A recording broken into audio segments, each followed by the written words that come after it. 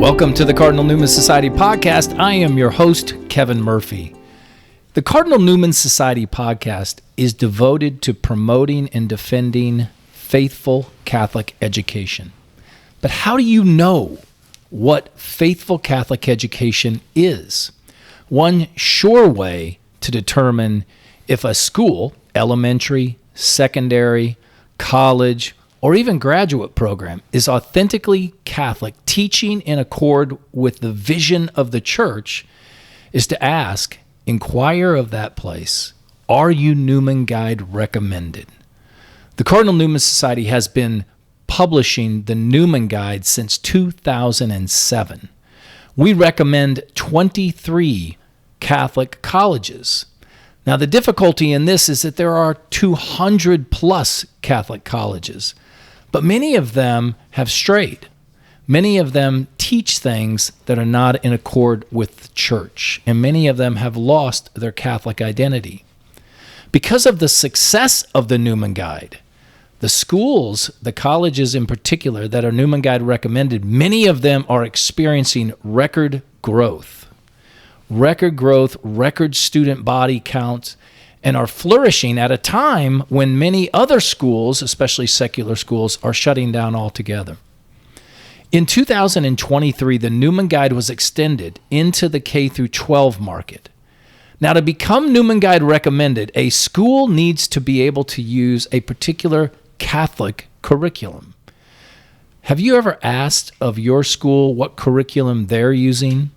You might be surprised. And then in addition to the curriculum, there are policies that are required to become Newman Guide recommended. Do you have a speaker policy? A speaker policy that says we are not going to entertain anyone to come in to speak at our school or our college that openly dissents from the church? What about a literature policy so that the literature that's on the school shelves does not scandalize the students? And then what about a gender and sexuality policy? It's a tragic thing in today's world that we need such a thing, but it is becoming increasingly something that schools will need, not only to be able to teach authentically, but to be able to protect themselves from frivolous lawsuits. So what I want to do today is I want to bring somebody in who is not an educator. This is a parent, a person who went through some very difficult times because his school did not abide by true Catholic teaching. And it was a time of tumultuousness for he, his wife, and his family. Those are the kinds of things that we can avoid if parents will simply do this: insist that their school, college, or graduate program is Newman Guide recommended. So today I want to welcome a special guest, Tony Scarpo. Now, Tony owns a business in Tampa, Florida, a diamond wholesale company for over 35 years. His home is in Tampa, and everything he's done, he's grown up and lived, embedded himself in this community. And I want to talk to Tony about the incidences that he's had with Catholic schools, and hopefully you as a parent might be able to find something in the experience he's had that will help you. Tony, welcome to the program. Thank you, Kevin. I'm glad to be here with you. Tony, first of all, beautiful home. Gosh, what a glorious home you have here in the top of this building. This is a 24th floor of this tower. And as I look out over your shoulder, I see they're starting to build them even bigger on these towers than they have in the past. What's going on in Tampa Bay? Well, the good news is we're recovering from the hurricanes, which have been 2 over the last several months. Tampa is a fantastic place to be. It has been growing by leaps and bounds over the last 10 years. I grew up here. I've been here since 1961. And so I've seen major changes, lots of changes, but it seems like, I jokingly say, when the Buccaneers brought Tom Brady on, everybody in the United States wanted to move next to Tom. And in fact, over my left shoulder, that was his home over there on Davis Island. And we called it the Brady effect, and it has not stopped. So I don't know how many tens of thousands of people move here a month. But they have found out our beautiful little secret, and this is our home. This is beautiful, and I'll bet you that is true. Not only are people moving to Florida in droves, but they're moving to this area in high numbers. You're starting to add levels to buildings just to get them in, and it is a beautiful place. So congratulations on that, Tony. So Tony, this is such a big topic.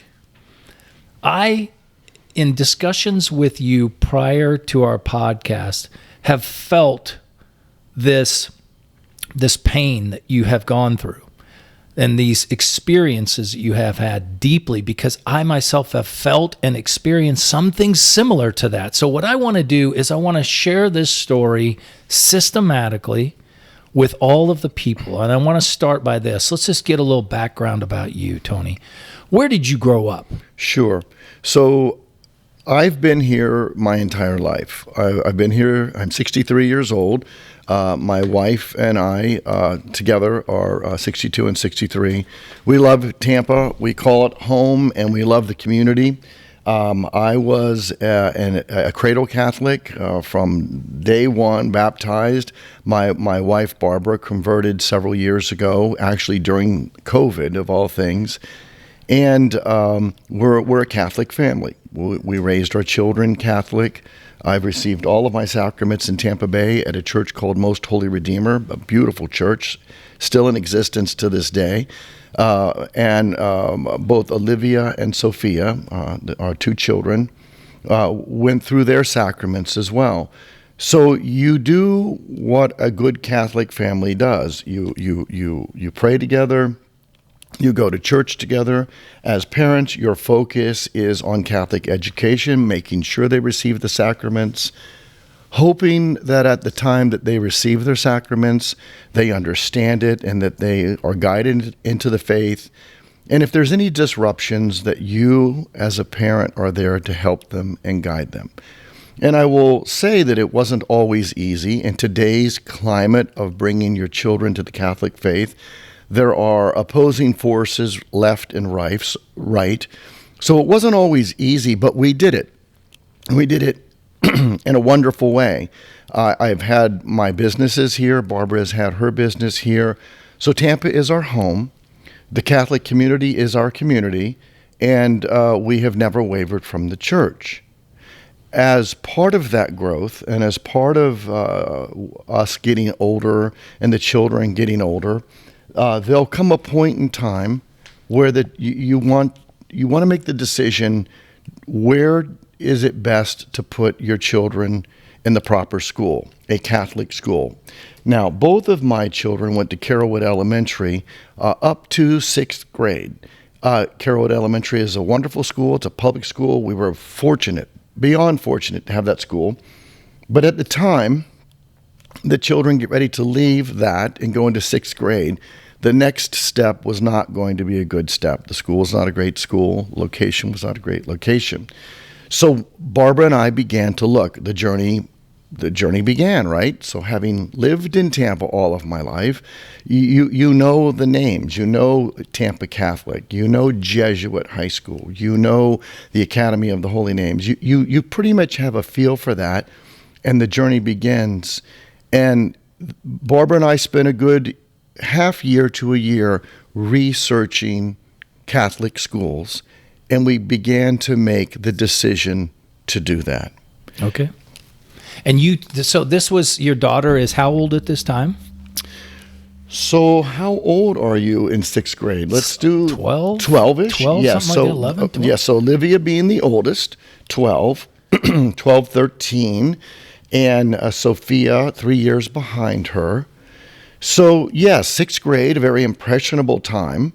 And when I announced to both girls that we were going to be going to a private school, they were sad and disappointed because that meant leaving your friends behind. But as a Catholic, as a great, good Catholic family, you want the best possible education for your children, and you want to continue on the Catholic teachings. And so it was decided, after much research and the various options throughout Tampa Bay, it was decided that we would enroll our children at the Academy of the Holy Names. Okay. It is one of the oldest schools, if not the oldest Catholic school in the entire state of Florida.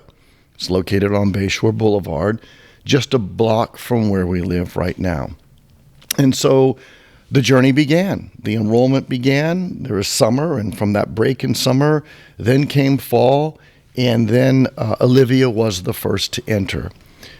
And I will tell you that Barbara and I did it with great excitement. We were thrilled to be accepted, thrilled to be a part of that great history. Isn't that an interesting thing? When you grow up and you have an institution, and you're going to be able to gravitate your child to that institution, there is a lot of peace with that, isn't there?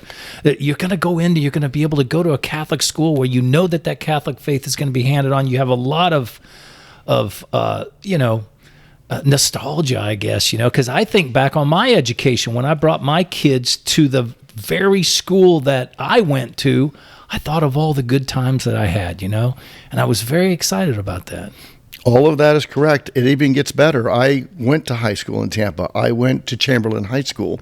I went to a wonderful public high school, but in the community that I grew up in, which was Lutz and Carrollwood, all of my friends either went to Jesuit, Tampa Catholic, the Academy of the Holy Names, or Chamberlain. So we had a great diverse group of friends and a great diverse neighborhood. So I've known about the Academy of Holy Names since 1977.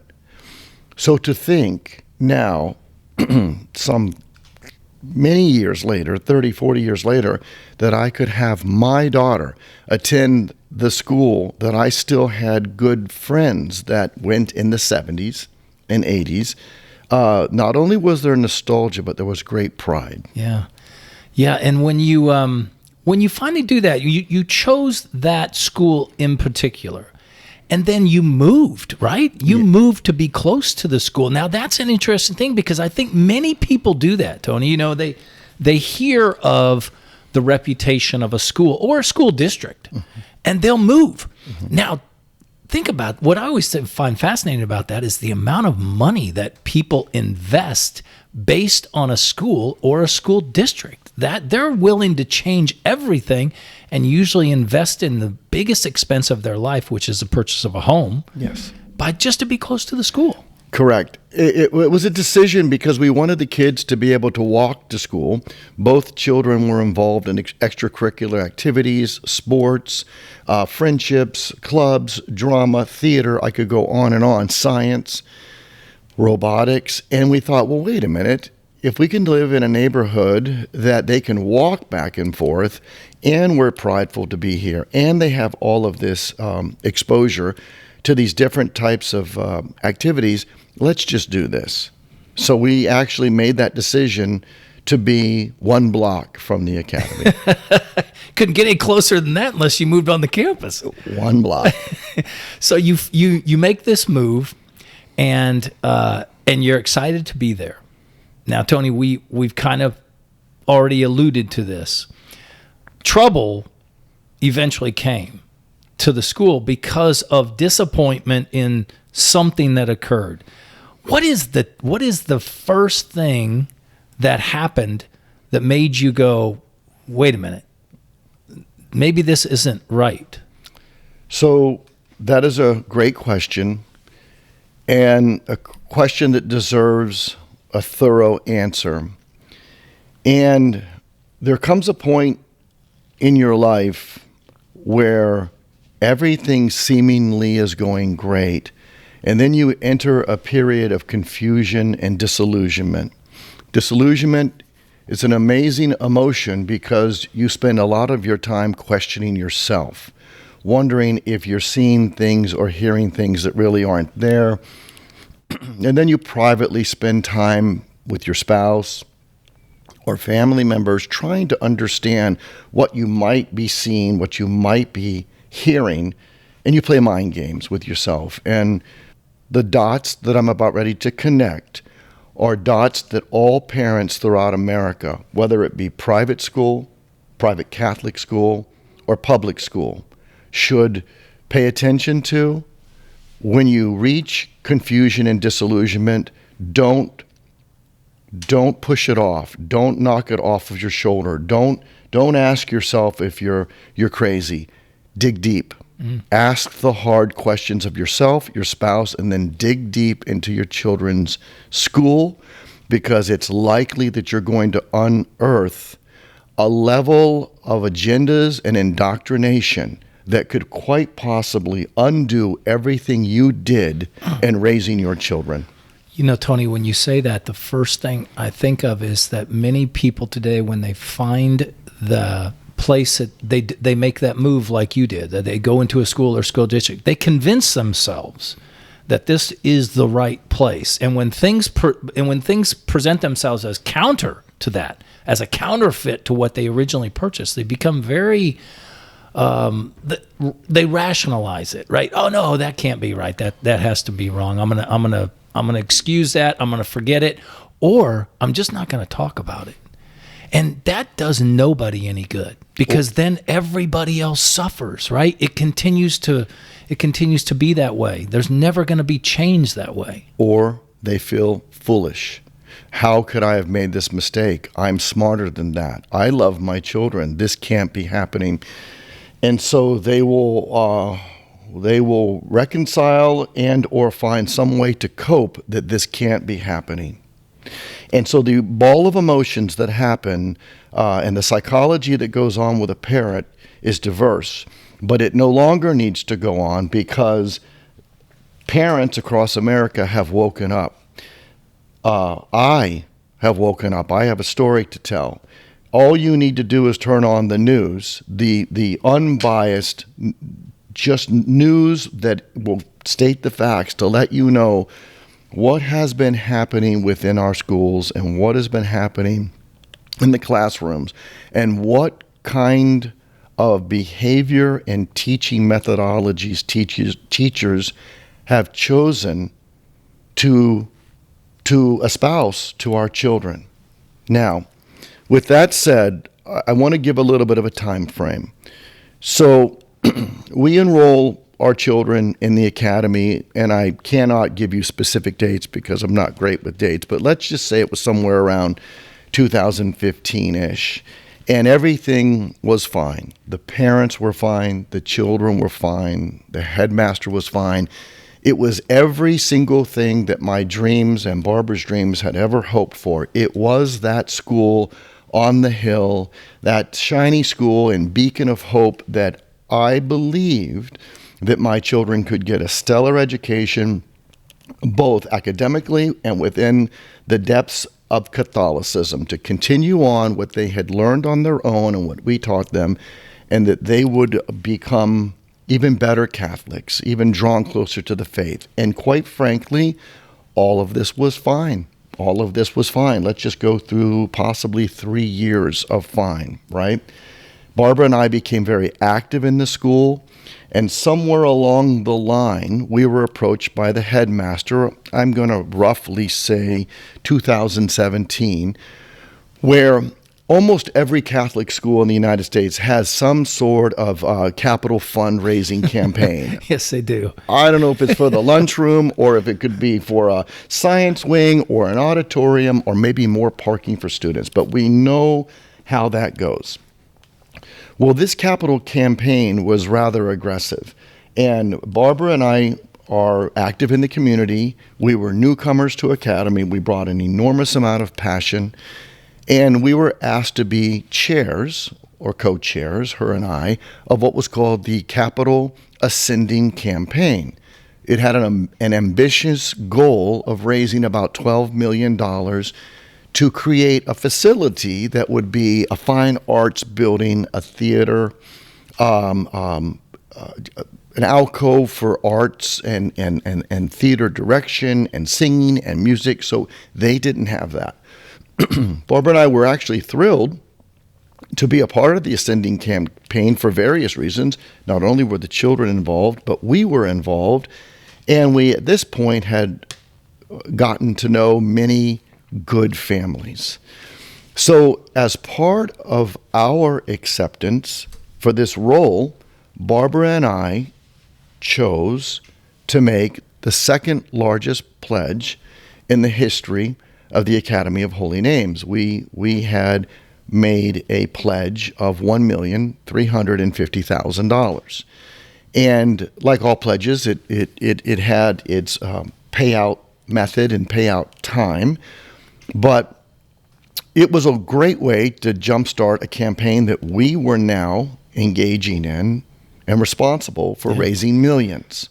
And so we went with great pride and great vigor as we met with families and we sat down with families and we talked with families and other families. Some families would give $5,000. Some families would give $500,000. Some families would give $1 million. We were stunned at our efforts and how our efforts were paying off for this grand event. Well, you had, you were an example. It's not just that you were leading the fundraising, but you actually had skin in the game. If you had a $12 million goal and you pledged 1.35, that's significant. You're significantly down the road. I would see that other people would see you as being authentic, right? A great witness. You're actually believing in this. We could talk the talk. Anytime someone asked, well, what did you do? Well, it had become public record what we had done, and we spoke with pride.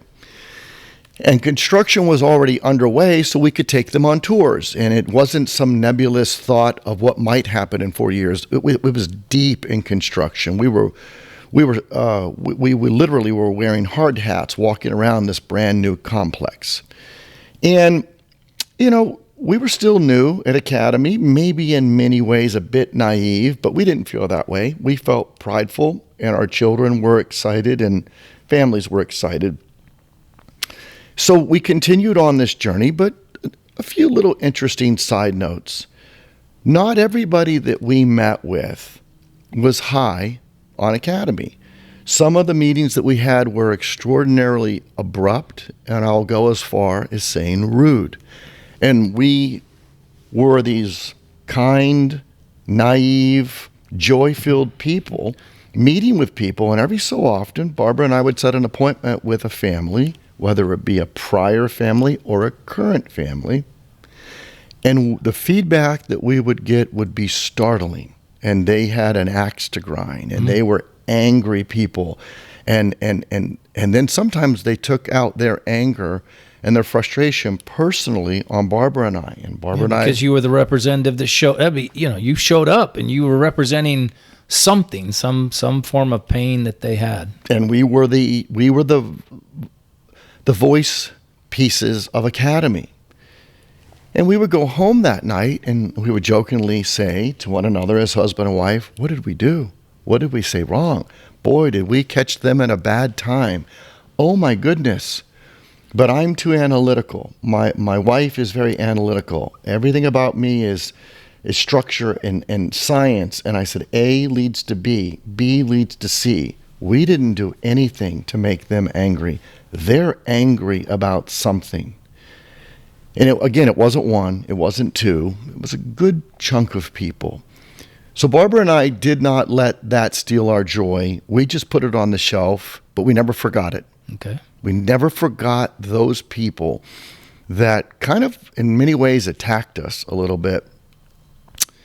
And do you feel like they were attacking it because you were joyful over something they were angry with, right? In other words, you were an evangelist for the school, and they had something against it. So you were all that represented all that bad, came knocking on their door, asking for possible funds, right? That's an undesirable position to be in. And so there was a backstory. But we are not lifers at Academy. My children came in 6th grade. We couldn't know their angst, frustrations, or disappointments. Nor did Barbara and I want to open up that Pandora's box because it was probably maybe in total only 5 people. So it's not like it was 100 people, 5 people. But all 5 shared the same kind of visceral response with us. So again, we shelved it. We decided not to go down there. Maybe it was a personality thing.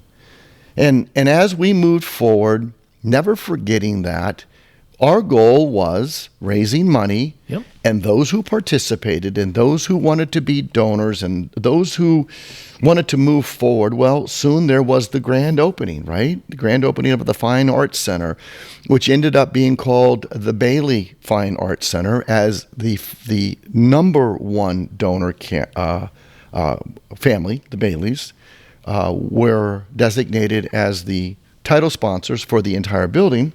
And Barbara and I were the Scarpo Family Theater. So the entire theater, which was an amazing, almost Broadway-style theater, was named after us.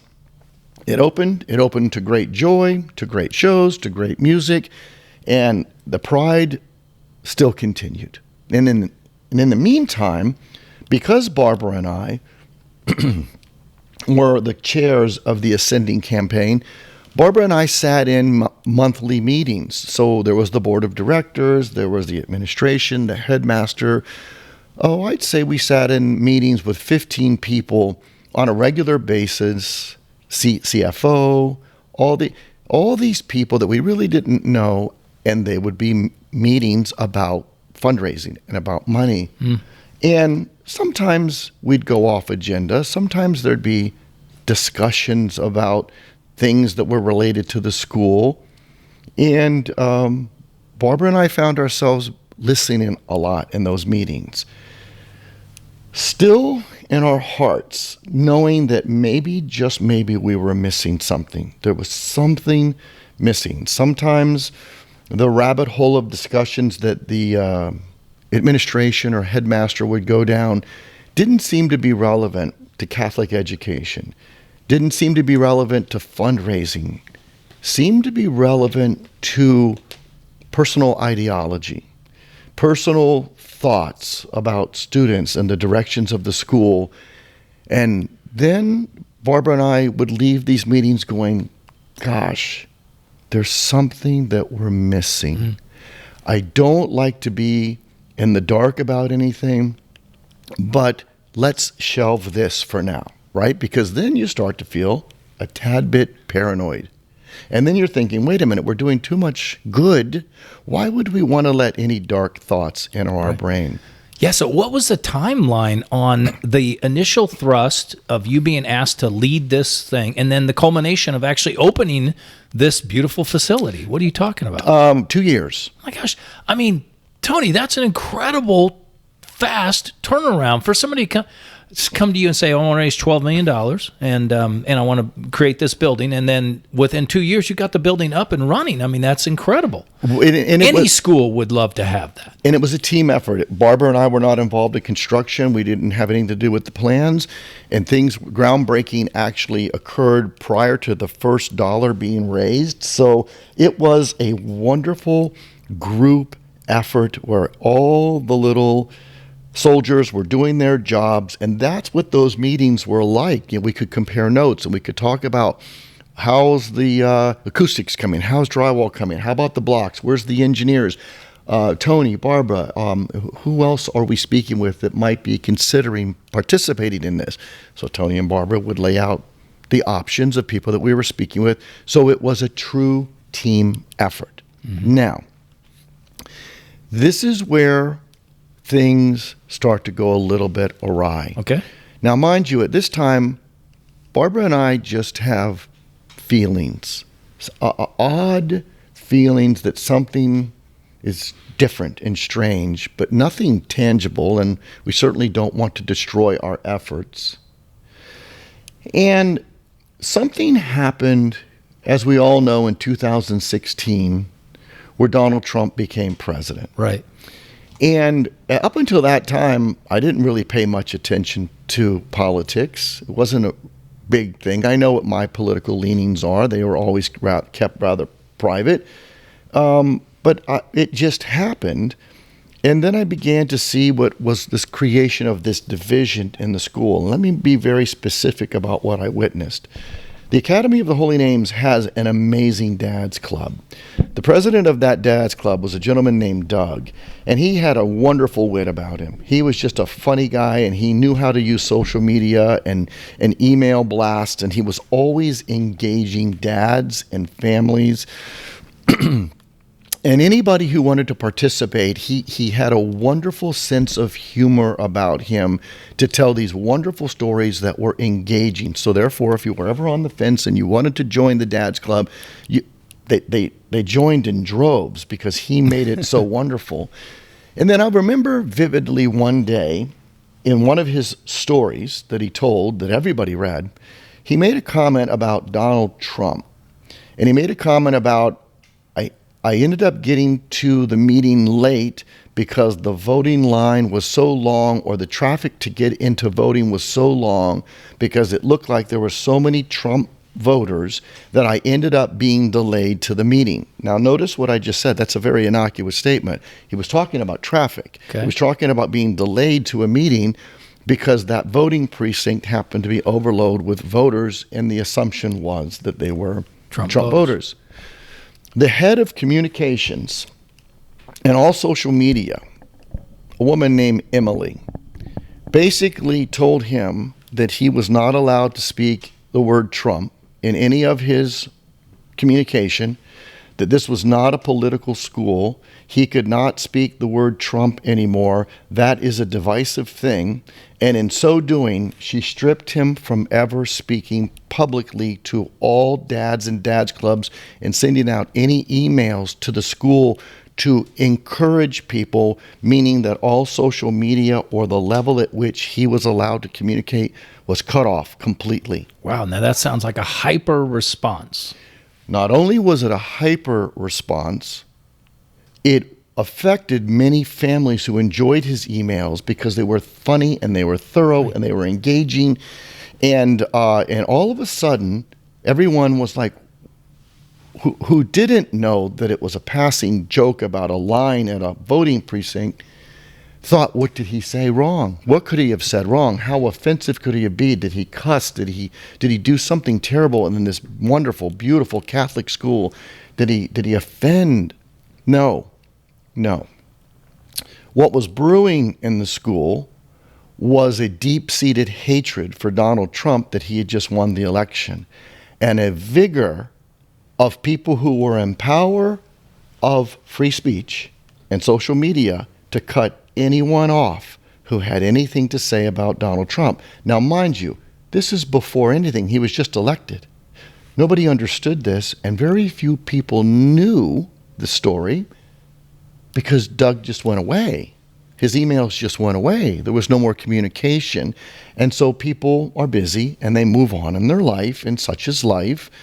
But I knew because I asked. And I said to my wife, Barbara, I said, there's another feather in our bizarre cap. This is another thing of something odd in this school, because these men were very proud to participate in the Dad's Club, and very proud, and I don't know, maybe a good majority of them might have been conservatives that voted for Donald Trump, but whatever the case was, they were shut down. Now, that calmed down, but then something happened on or around 2018. Okay. As all Catholic schools do, they have convocations, right? And so the various speakers from all over are invited. Usually parents don't go to that. And at Academy, I believe it was sophomores, juniors, and seniors attended convocations. In the convocations that I knew about, it could be a priest, it could be an accomplished, it could be a sister, it could be an accomplished alumni that went on to do great things. It's like all convocations. They're meant to inspire, they're meant to be devout, they're meant to be spiritual, they're meant to be Catholic, right? I'd say that day was unlike any other day at Academy. It was just a normal day at Academy. And about 11:30, my phone starts to blow up with texts. And the texts were unusual from my daughter. Unbeknownst to me, all the other parents' phones were blowing up. And they were getting texts, or they were, live streaming wasn't a thing, I don't believe, in 2018, but they were getting videos. And the videos that were occurring were videos from inside that convocation. And within that convocation, a guest speaker had been invited, and I do not know this woman's first name, but I believe it was Almeida or Alameda. Okay. Dr. Alameda. And she began to tell all of these young ladies, which would be 16, 17, and 18 years old, she began to introduce words like white guilt, white privilege, social justice, racism, jetty. We'll come back to jetty in a second. I was going to say, you might need to come back to that one. Go ahead. We're going to come back to that.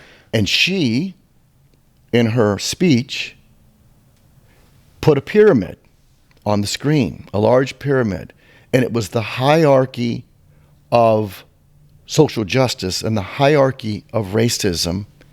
And at the top of that were all those white, rich girls whose parents could afford to send them to this school. And every step below them were people that they oppressed, all the way down to the bottom of the pyramid, which were African American or blacks or black students. Now, let me please explain. There are many black children that go to the Academy of Holy Names. So these girls, many who are privileged because it costs $23,000 a year to go to that school. That's the tuition on a yearly basis. Yes. Many of those girls could put two and two together that they were being shamed. And so came the texts, and so came the videos, and so came the tears and the crying and the shaming and the kids walking out, storming out, and other children that didn't know what to do. Wow. How depressing for such, as you culminated, we're going to build this wonderful structure. It's going to be for our students. You move to this location. You're trying to do what's right for your child. And that is the result of somebody going into there. I just want to say, this is one of the things about the Newman Guide. We insist upon schools having a policy that speakers uphold the Catholic faith and don't go in to simply denigrate the faith. This is a key. This is why policies are important. Absolutely. And as you can imagine, by the time 2 o'clock hit that day, every parent had just received all those texts and videos, and we absolutely went crazy. Now, you can be liberal thinking, you can be conservative thinking, you can be Catholic, or you don't have to be Catholic to go to that school, right? There's a ratio, which we'll discuss in a second. But the presentation was so woke, so liberal, so offensive, so anti-Catholic, so every single thing that those girls had been trained, that these children didn't now want to go back to this school, and we literally stormed the school to find out who was responsible for the invitation of this woman to speak to our children. And that is when the chaos ensued that we knew now, we, meaning myself and many other parents, our children were in a school and our future was uncertain. Yeah, you go to a school, isn't that crazy? It cost $23,000 to attend this school. Yes, there is a certain privilege to going to a school like that. It's a beautiful school. We were fortunate enough to look out at this complex before we came, and I'm like, wow, look at that sprawling campus. That's a beautiful high school. Yes. I mean, for goodness sakes, my college wasn't, at times as nice as that high school. So when you look at it, yes, there's something to that. Glory be to God that you can do that, right? That you can send your child to that, and that it is Catholic. Yes, and let's also talk about something else. It used to be 95% Catholic girls that went there. Right now, it's at best 65%.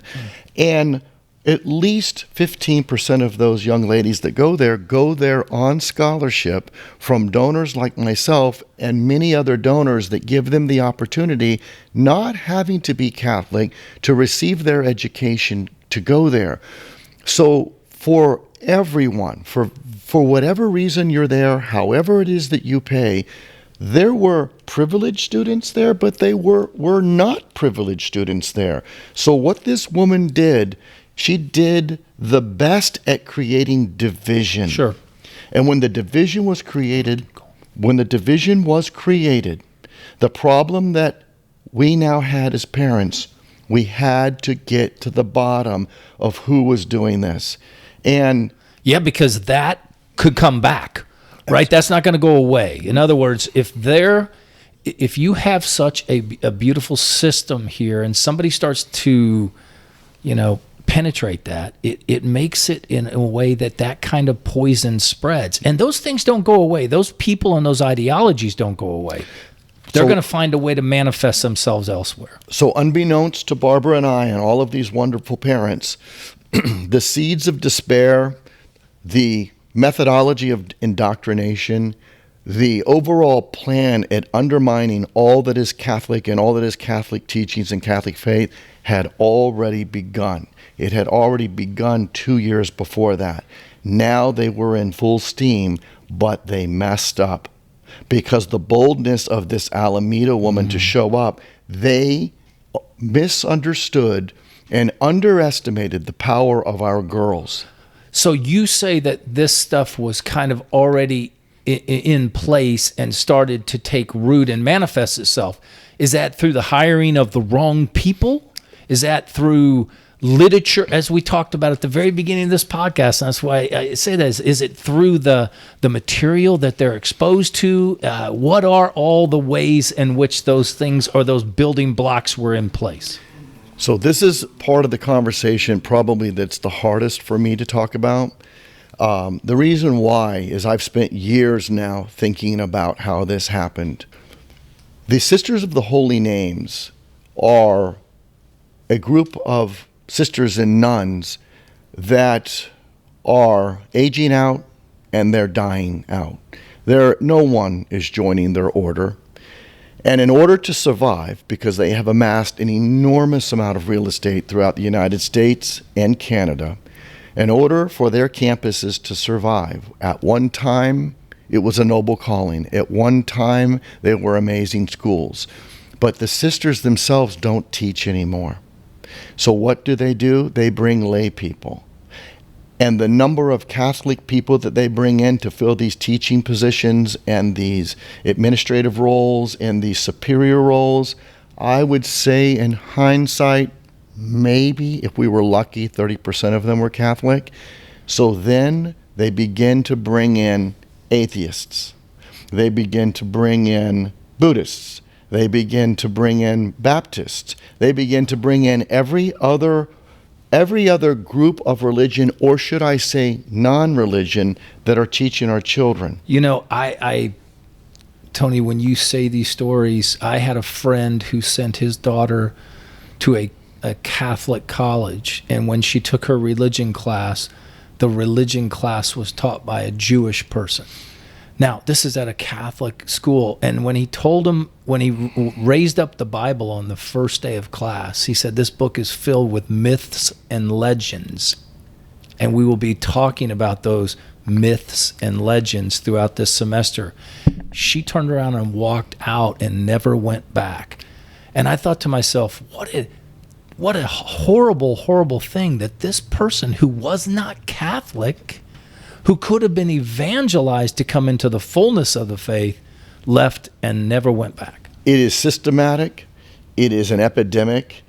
You are placing your children in the hands of a man or a woman that is not Catholic, quite frankly anti-Catholic, or doesn't even believe in the Catholic religion or the Vatican, and they're supposed to be teaching their version of religion. And it is the most undermining thing that could ever happen, yet the parents didn't know this. They couldn't know this was happening. Now, I want to gather my thoughts here, and I want to come back for a second, because when the parents stormed Academy and went straight to the top with the headmaster and the principal, they were demanding answers. But here's the problem. Barbara and I were demanding answers. We literally were pounding our hands on the table because Barbara and I had just stuck our neck out to raise millions of dollars with our name, not someone else's name, our personal name, to let people know that this was an authentic Catholic school, that this was something special that you should feel comfortable investing in the future. And so people actually kind of started attacking us. And so we went directly to the headmaster. We went directly to Art Ramo, who is now the former headmaster at the Academy of Holy Names. And we demanded an answer on who knew about this woman, who signed off on her, who brought her in. Well, yeah, who in the world thought that that message would be a good message? Okay, well, this was where politics began to come into play because we couldn't get straight answers. We whittled it down to 3 or 4 people, but no one would take the responsibility. And because no one had the courage to take the responsibility for the chaos that just ensued in this school, Barbara and I resigned immediately. We made a public declaration to resign as chairs for the Ascending campaign. We said, we will never let you use our name again. You cannot even tell us who was responsible and where the buck stops. Now, for a person who's not involved in this and only is witnessing this from a distance, were they quite possibly thinking that you helped with that, bringing that person into this? We had 6 families accuse us of saying you were the one who brought this person in, right? Because, I mean, I can. There's a thing like phrase brand environmentalism, where you carefully safeguard the integrity and associative value of everything that comes in contact with your brand, because any one of those things can denigrate the brand. In this particular case, you put your own name, being a lifelong Tampa resident, a lifelong business owner in the air. You put your name on the line, and in essence, somebody else hurt your brand. And Barbara and I were guilty by association. Yes. So when we resigned, we did it with a bang. We wanted to send a signal to whomever might have questioned that we had anything to do with this, that we had nothing to do with it, and we stand strong with you parents. We will never let this happen again. We demanded a public apology. We got a watered-down milquetoast apology, and enough of an apology where I believe in hindsight, the apology was given because they were scared to death of losing their jobs. That's the only reason why. There was no sincerity in any apology that was given to those families. This radical, feminist, woke, whack job woman comes in and begins to say these things to our children and thinks that we're going to stand by and handle this. And by the way, kudos to these 16, 17, and 18 years old, because some of them stormed out in a rage in their own school. See, they understand. That's the beauty of youth. They understand when there is something inauthentic afoot. Yes. Right? They just intuitively know that, right? The other thing about that is, as you said, you asked for this apology and people were looking to, they only were going to do so in the sense that they wanted people to continue to give. That's it. Now, the next part of what I'm about ready to tell you, I'm not sure how I actually feel about this, but let's say approximately 6 months went by, and the Ascending campaign was kind of in shambles, right? Nobody was going to give money. Now no one trusted the administration. It was still raw. Were you making call? Were you and your wife still making calls? No, we resigned. So you weren't doing any of that. We resigned. That's right. We did it with a thunder. Okay. We did it with thunder. Now, at this point, Barbara and I decided, okay, with every ounce of chaos that occurs in life, there has to be an understanding. And I am desperate to understand who was trying to indoctrinate our children. And Barbara and I dug deep in thought and deep in prayer, and I said, Barbara, let's go back into the lion's den. Let's now, after 6 months had passed, let's speak to the headmaster. Let's speak with the principal. Let's speak with the campaign head. Let's find out what's happening 6 months So ago. you were kind of hoping that some of the emotion had quelled a bit. And it did. And we went deep inside the offices of the headmaster, and we sat down, and I say we kind of had a come to Jesus meeting, and I said, enough time has passed. We want to know what happened. Now, in the whole time, your daughters are still going to the school, correct? no one has left. Okay. Because the apologies that came were sufficient enough. This person, this Almeida, was basically run out of town, and the convocations went back to the proper convocations.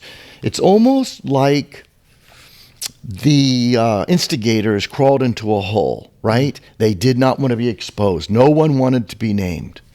So we had a fateful meeting, and I believe there would be some debate about what I'm about ready to say, but I'm going to say it because this is how I remembered it. This is my perception. If my wife were here, she would agree with me. The headmaster, Art Ramo, was remorseful in that meeting and almost in tears with us. In tears to a point that he is now the head guy of this school that's 125 years old, and such an awful mistake was made, and no matter what, the buck had to stop with him. Right.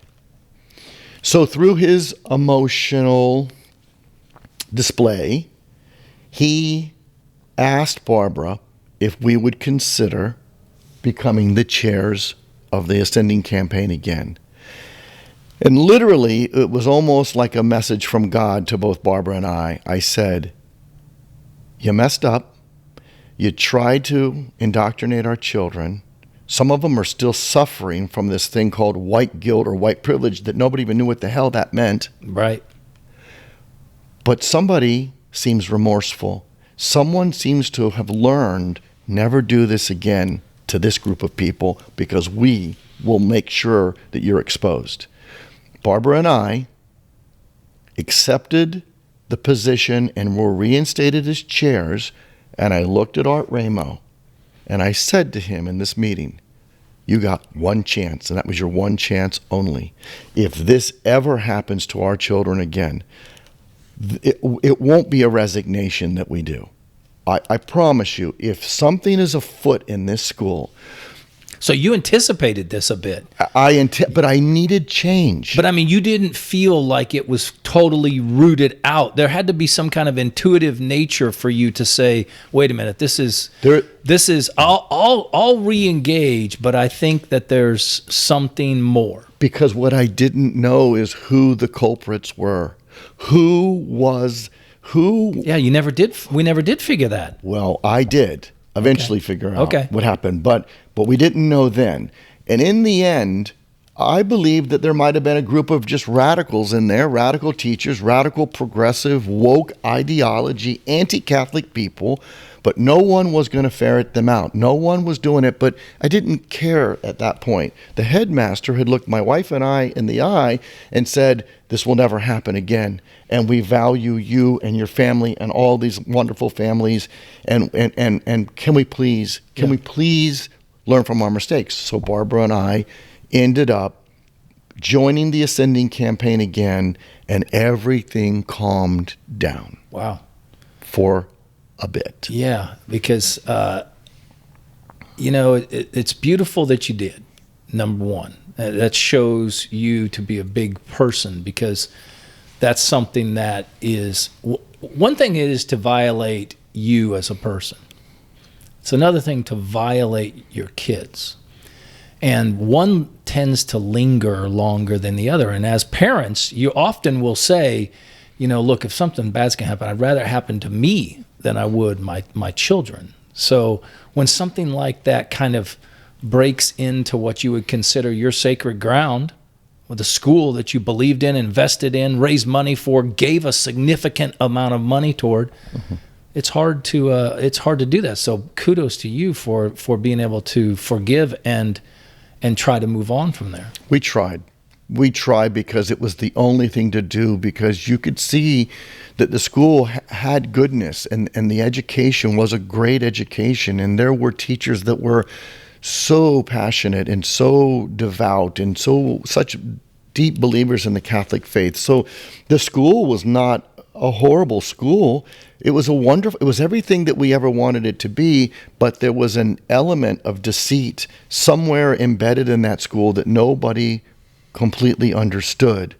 Now, I will tell you from that point. Now, let's pick up real quick, because I want to make sure we're getting the timeline on this. So they say, okay, so you resign, but then 6 months later, you say, okay, this is 2000 and what? 18? We're now at the end of 2018, beginning 2019. Okay, so you come back on. Yes. And you say, okay, we're going to take back over this role. Yes. I would imagine that thing almost did a dead stop without you there. It was harder. And those people that were not necessarily kind to Barbara and I in the beginning came clean when they saw us and said nothing personal, but there's always an element of this school that undermines whatever Catholic that you try to be, and whatever it is you're doing, there's an element, and my children were exposed to it. Her children were exposed to it, and we were the oddballs, and nobody else saw it, but we saw it. We would never give a dime to that school, because somewhere entrenched in that school, there's an element of deceit where you've got to be careful. And I then realized, wow, those initial people that weren't so nice to Barbara and I during the fundraising campaign, they had an axe to grind because their children had already been affected. It was too late. It was too late. They had the same experience. They just didn't have it in the public way in which all of those students did before. So in many ways, as crazy as this sounds, what I'm about ready to say, thank you, Dr. Almeida, for exposing the school and exposing the pure radical behavior of what must have been going on in that school, because the 1Z, 2Z, 3Z, 10 family here, 6 family here, I'm sure that they lived in their own private hell, not knowing what to say or how to say it, and they probably were scoffed off. In our case, that convocation had 250 girls. So 250 girls in real time were exposed to absolute horrific indoctrination and anti-Catholic preachings. Wow. So thank you. Thank you for the insanity. Thank you for the ignorance. And thank you for your boldness, because we immediately exposed that part of the school. So before we go on and you coming back on, I just want to say, what would have been a proper response that would have allowed this to go away forever? I believe the headmaster, by the end of that night, he must have received 130, 150 phone calls. I'm going to say that might even be on the light side. By the end of that night, before he laid his head on that pillow, there should have been a drafted email, or at that time they were starting to do video announcements through social media. A drafted email that night, or a video response that night with the deepest of sincere apologies of what had just happened, and that does not coincide with the values of our school, of the academy, and this is not something that we would ever do, and we would never invite her again, and here are our deepest apologies. No, they all ran to hide who actually brought her on. Yeah. So it didn't come until sometime later. The lukewarm apology came sometime later. That's the proper response. When somebody does something wrong, so viciously wrong, you've got to head it off immediately. Yeah. Yeah, and then root that out. I mean, I think he should have been able to say, not only were we wrong, but here's the way I'm addressing that so that never occurs again. And even then, you still have fallout, right? I mean, even if you do the best job, that's called crisis management, right? I mean, during COVID, now that we're years past that, being a marketing person responsible for communication during COVID, an unprecedented crisis, you really had to be on top of it. And if you didn't, people didn't forget. They don't forget those kinds of things, right?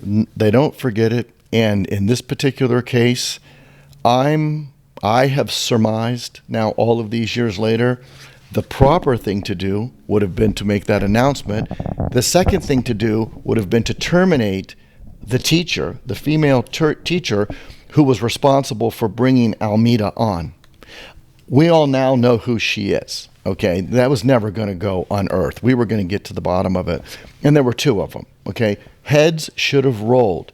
But the reasons heads didn't roll is because it was a joint effort with the headmaster, and he had always had a deep-seated radical ideology anyway. Okay. No wonder no heads rolled. He always knew that she was coming in. Yeah. He just played dumb. Right. Okay. He just didn't probably expect that kind of a backlash. I don't know how he didn't think that our girls were not going to stand up to this. Well, shaming somebody into thinking that they are less than they are sometimes produces quiet people, right? There were many. And so they, whether through their own guilt or their own thought process, thinks that it's okay. That's what I am, Tony, before we even get any further, I just want to say this is why I admire your integrity to share this story, because I can tell you without a doubt that there are Catholic parents throughout this country that have experienced something similar to this and never said a thing. I'm here to make the statement today, as we continue on with this meeting, that I will be the voice for those parents, because Catholic parents and all parents can no longer remain silent. Your most precious asset in the world, your child, is now at stake, and all that you've worked for to elevate and raise your child to a level of greatness, faith, love of God, deep in the Catholic faith, is at times, depending on where you send your children to school, being undermined daily. Tony, let's take a break, and let's come back and let's pick this back up, this story. Thank you again for your testimony today. God bless you and your wife. Thank you for all that you've done to uphold Catholic teaching, which sometimes takes people to go out onto a limb, which you've done. So thank you so much for that. Thank you. If you'd like to learn more about how you can help promote and defend faithful Catholic education, go to cardinalnewmansociety.org. Also, if you're interested in promoting and defending faithful Catholic education wherever it is found, subscribe to the Cardinal Newman Society podcast on Apple Podcast, Spotify, or your favorite podcast platform.